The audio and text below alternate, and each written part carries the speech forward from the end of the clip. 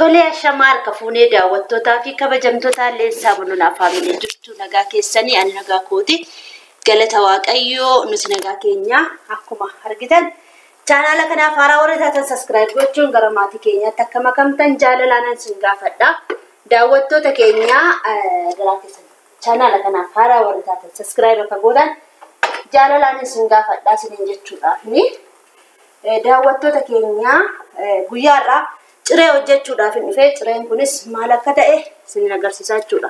Saandushii hojjechuufani liixii bukeeffachuutti jira kun amma irshoodha soogiddaa sukkaaraa jechuudha kan inni namatti naqee jiru kun akkuma argitan kana irshoo fi sukkaaraa fi soogidda xiqqootii jechuudha saandushii hojjechuufani cireedhaaf inni kun akkuma argitan amma immoo daakuu itti naqadhaa jechuudha. Daakuu kana tokko gimmaashatti naqadha.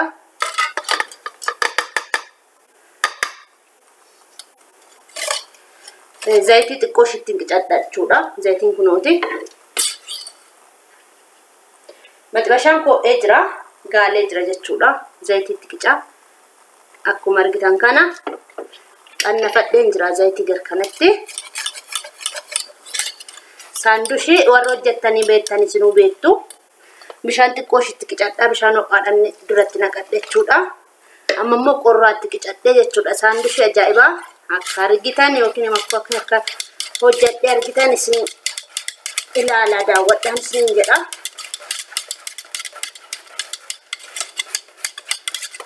Xiqqooshii qaxannaa jedhu. Saandushiidha waan ta'eef qixxaansaa saandushiidhaafi akkuma argitan kana jechuudha. Qixxaa saandushiiti.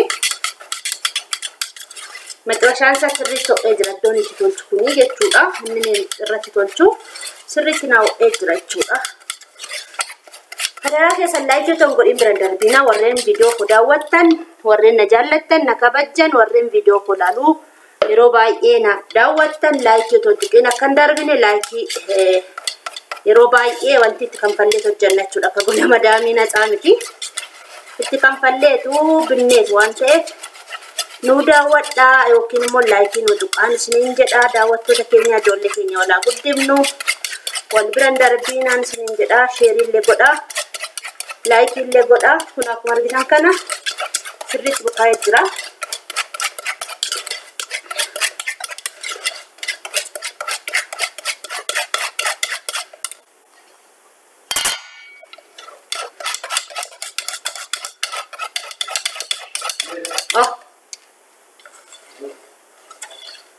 Daawwattoota keenya akkuma argitan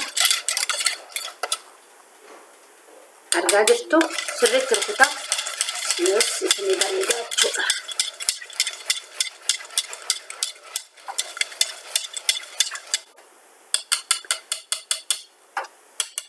Kun akkuma argitan kana sirriitti rukutameera. Amma tolchuufanii jechuudha. Baay'ee bareeda.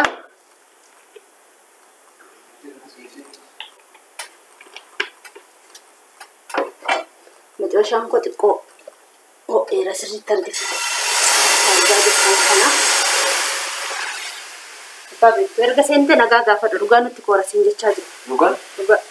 Nagaa gaafadhu. Akkam jirtu sin nagaa keessanii yeroo waliin migiraa yoo ta'u fakkaata illee nagarree. Celebration asirree. Wanti fudhata. Argaa jirtuuti.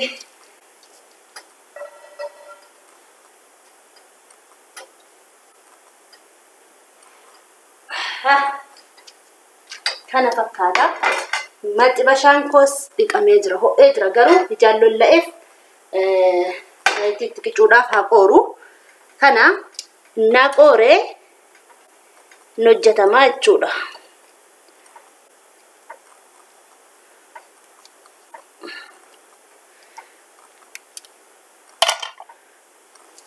Kana fakkaataa daawwattoota keenya. Duukaa bu'aa.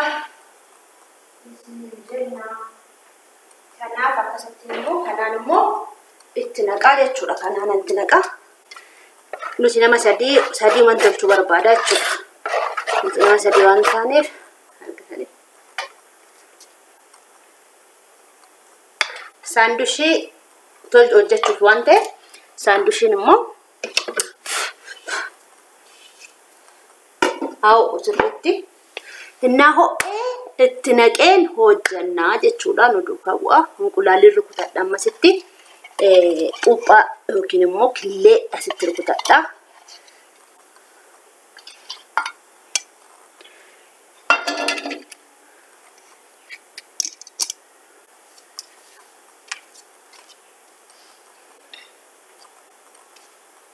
Kun akkuma argitan kana killee 3 killee baay'eedha garuu kan barbaadu ani ammaaf killee 3 fi shunkurtii sanxaq godhee akkan godhu isin agarsiisa.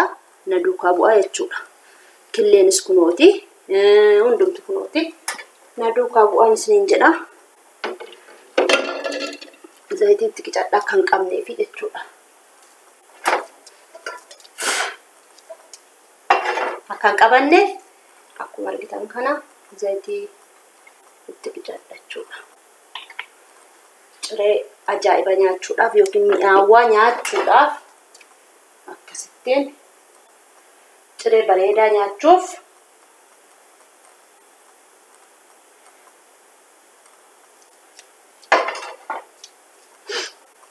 isa booda kun akkasittiin itti naqadha jechuudha.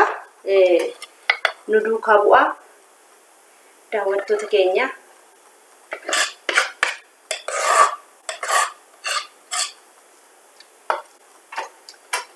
Ho'eeraare amma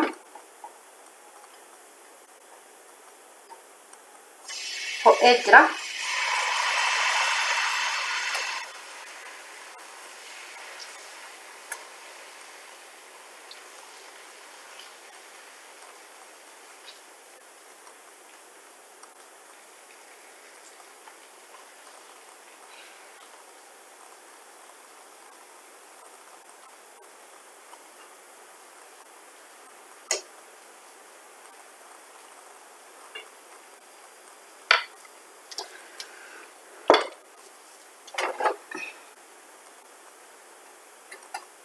Kana fakkaata kun akkuma argitan kana saandushiin taane garuu taane wal keessa yaane akka yaa'u barbaade wal keessa yaa'an jiru yaane wal keessaati.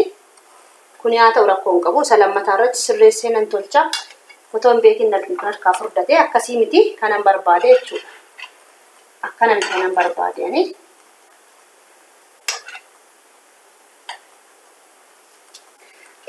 wal keessa akka yaa'u barbaade jechuudha. Sin agarsiisa qaba.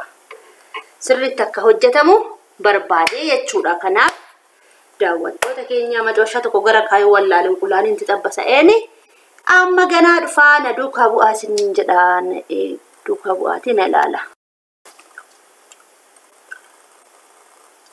Akka mi'aawu yoona akkas godhaa nyaadha.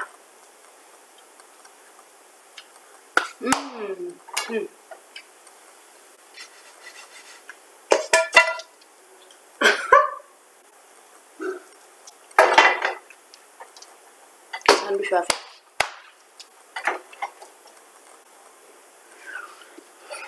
wajee galee wandu maal siin jedhe bakka kanarraa dhimma geessin jee videoon banaadha dhimma geessin jedhe kanarra beeku siin jedhe abbaa beektu.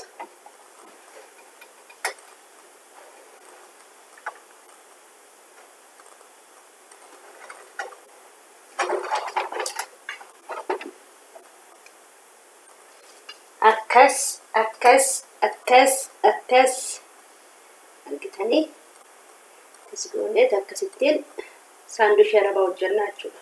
Isin galee saandwich arabaa jechuun kanumaa jechuudha. Waan biraatti fidanii numatu hojjetee laataaf ture. Nutis mu'aa baay'ee qabna saambichaa miti. Kana fakkaataa jechuudha. Kun akkasittiin haphisu jechuudha argitanii. Bakka kanuma wanti biraan jiru. Wanti isaatti fidanii injiru yoo qimaqimamii yoo ta'e malee isin galee kanumaa jechuudha. Dubbiin akkasitti ittiin qadaadu akkatti wayyaa argitan miti. Amma kuni unqulaalee shunkurtiin maramee takka saandusha nyaatama jechuudha. Isin galee waan baay'eedha jechuudha. Timaatimiin garuu biyya keessaa badee jira. Timaatimiin badeera. Kiiloo meeqa ta'e abbaa beektu? Ati waan nuuroo maalti beekta silaa?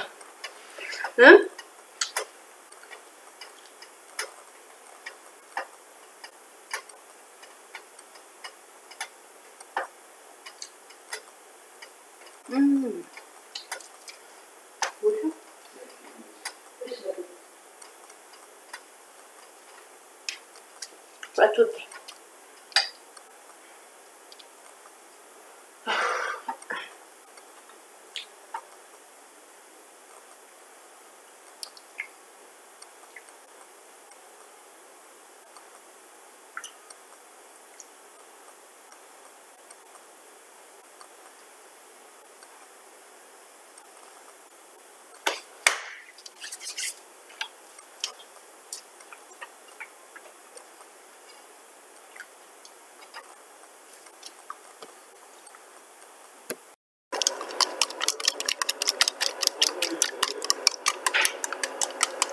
Qaaquu yookiin qophaa jechuudha.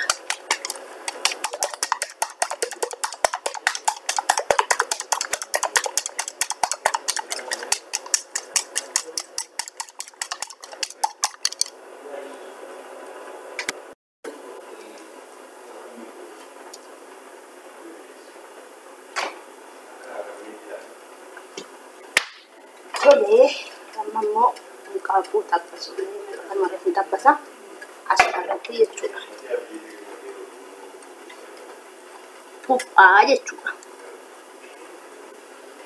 Xabbaseeni jechuudha.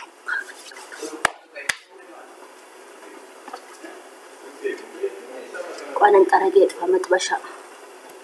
Xaragee dhufee jira jechuudha.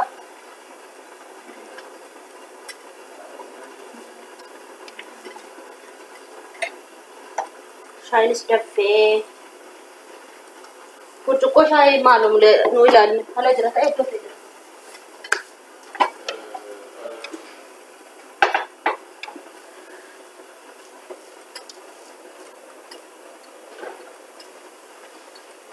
Sirriitti dhoqqidee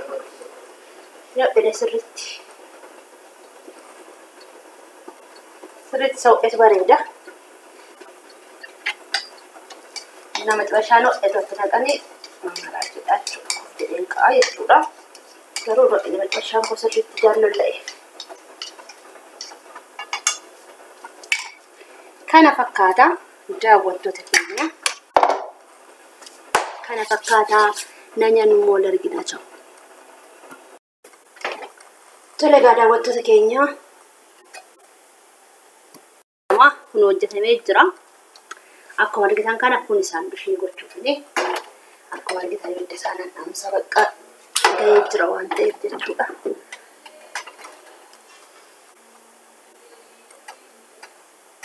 Kana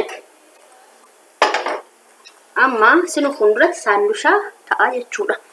Billaa isaan godhe isaanan baase saandusha ta'a jechuudha.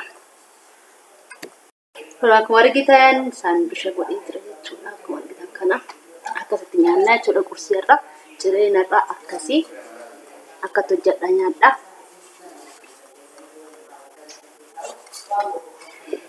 Shaayii wajjin jechuudha. Daawwattoota keenya nagaatti turaa laayikii godhaa. Ciao, bye bye.